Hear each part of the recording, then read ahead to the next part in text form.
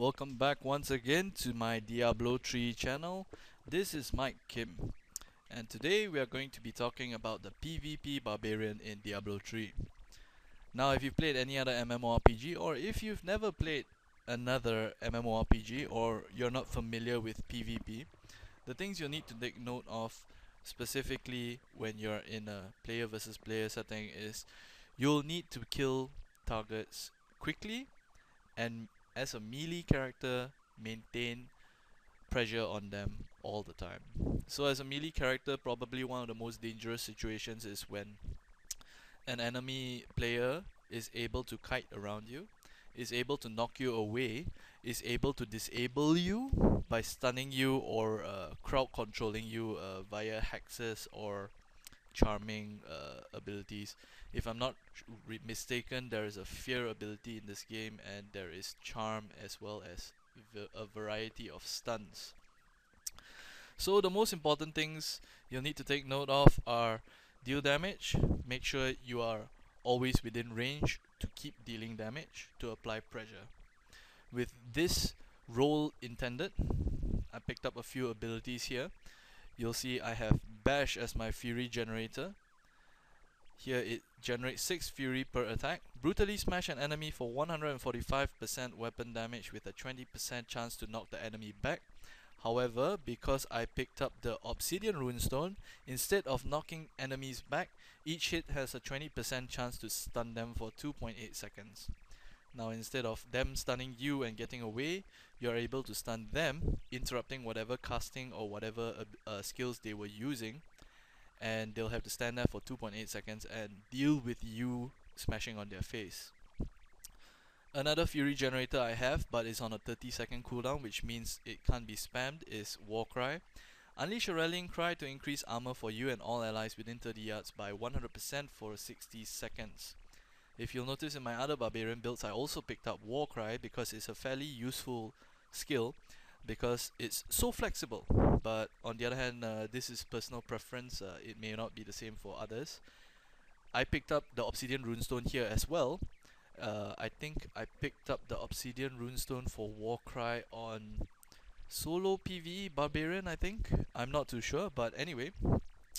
Increasing your resistances by 50% is very significant, especially in PvP, because there will be so much spell damage flying all over the place. You'll meet with wizards, you'll meet with witch doctors and stuff like that, and just by having one skill, you're able to reduce that damage that you take by 50%. This is godlike, well, in my opinion. It's on a 60-second duration, and the cooldown's on 30 seconds, and it generates 30 Fury.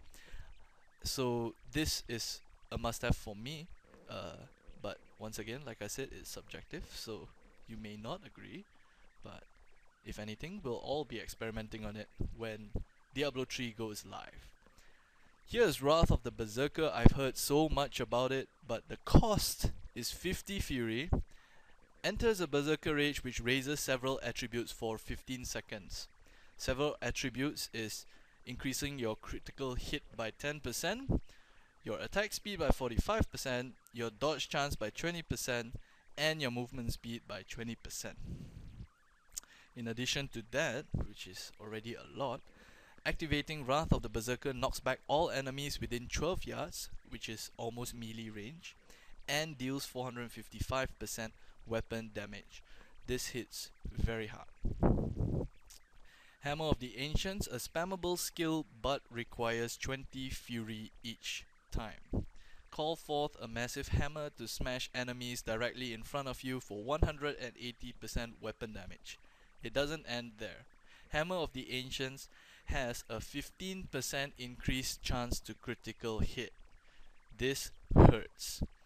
There was a video that was shown in BlizzCon somewhere in October where a barbarian was running around hammering people using this Hammer of the Ancients, and he was demolishing his enemies. It was glorious. Other than that, if you place the Obsidian Runestone, which I did because the other options are good, just I prefer that my enemies can't get away, so I picked up the Devil's Anvil, it's called.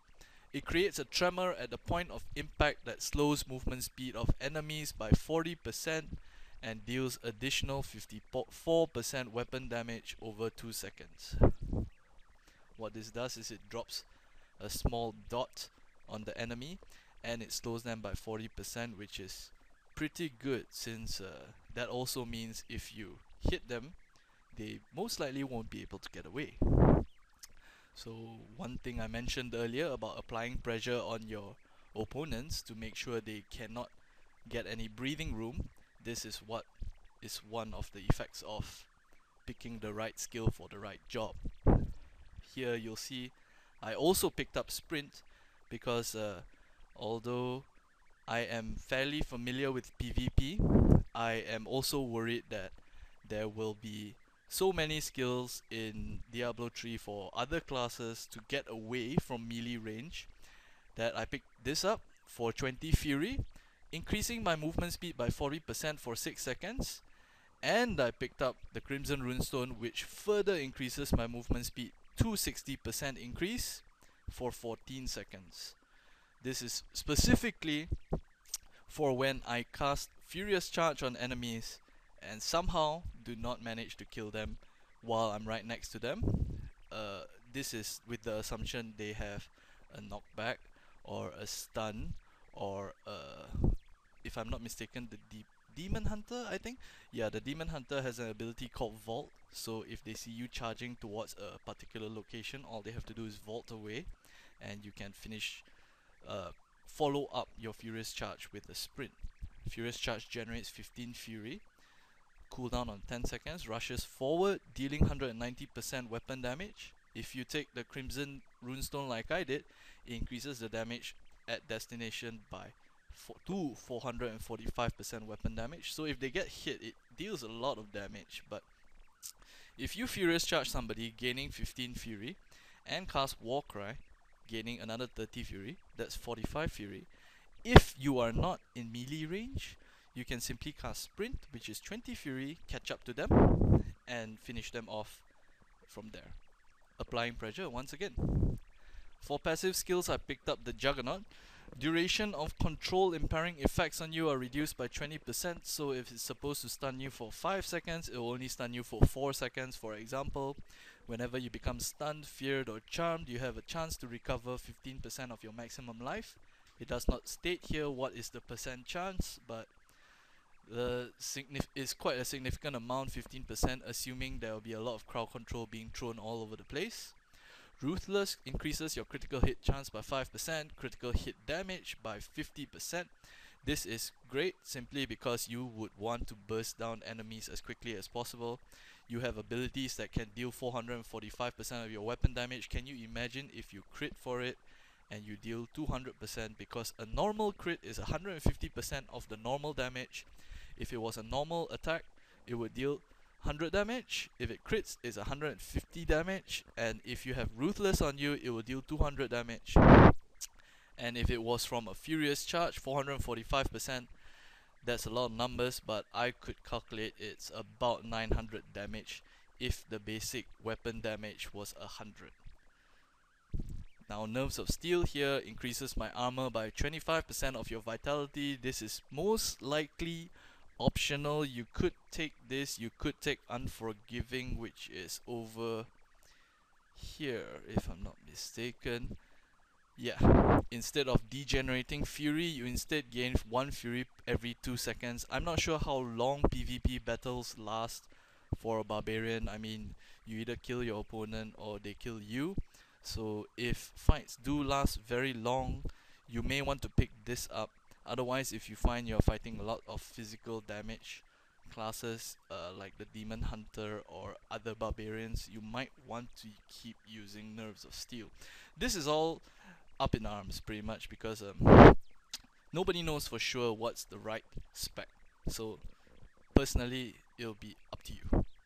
Anyway, this is my video on the PvP spec Barbarian. Thank you for watching. Good night.